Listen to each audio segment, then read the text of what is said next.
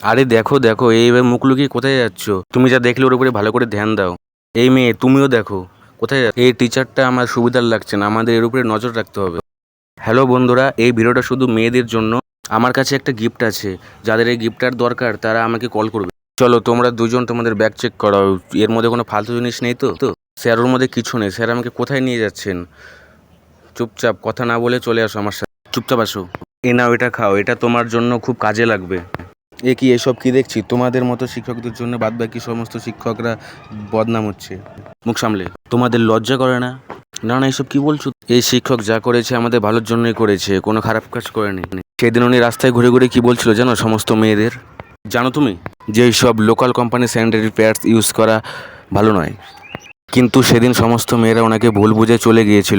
আর উনি লাইভ স্ক্রিনটা এই জন্য চালাচ্ছিলেন যাতে সবাইকে প্যাডের সম্বন্ধে বলতে পারে।